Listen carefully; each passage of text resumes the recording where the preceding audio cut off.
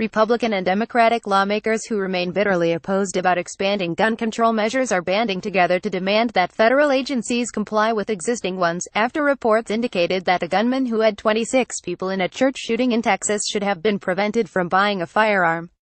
The Senate's second highest-ranking Republican announced Tuesday that he was planning to file legislation aimed at forcing federal agencies to upload required information about infractions into the National Instant Criminal Background Check System (NICS), and incentivizing state governments to do the same. Their record of compliance is lousy. It's lousy, Sen. John Cornyn RTEX complained on the Senate floor, describing the numbers of reports being filed as staggeringly low. Cornyn was citing NICS statistics from late 2016 that showed many agencies, including many branches of the military, have reported 0 felonies, domestic violence misdemeanors or restraining orders, indictments or other areas of concern to the NICS database. Sen. Jeff Flake Rares also announced Tuesday that he was joining forces with Sen. Martin Heinrich DN.M. to prevent anyone convicted of domestic violence, be it in criminal or military court, from buying a gun, Flake tweeted Tuesday.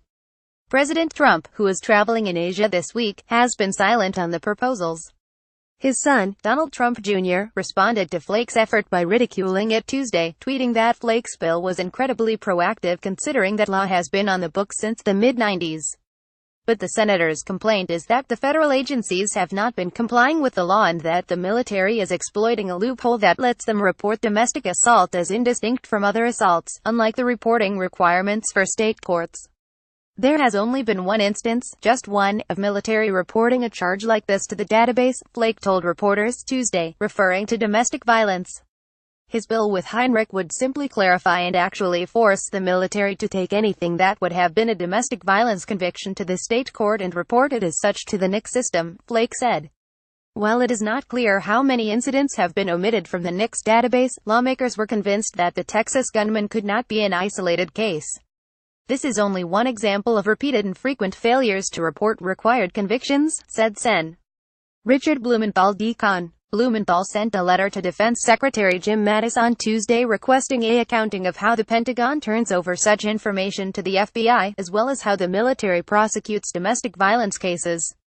Sen. Kirsten Gillibrand DNY also wrote to Mattis on Monday, requesting that he immediately initiate an audit of all military criminal investigative organizations going back 10 years, and focusing on cases in which the military was required to notify the Federal Bureau of Investigations of the outcome.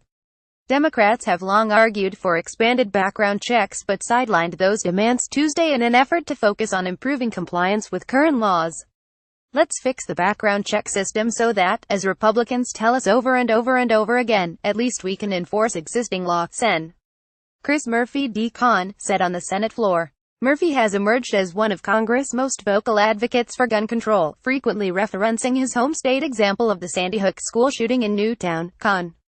The aftermath of that shooting was the last time the Senate came close to passing a gun control measure. Cornyn, a staunch critic of that and several other gun reform measures, offered Tuesday to work with Murphy to force the federal government to improve its reporting. The background check system failed us terribly here, Cornyn said, adding that current reporting practice of agencies is unacceptable and it must change.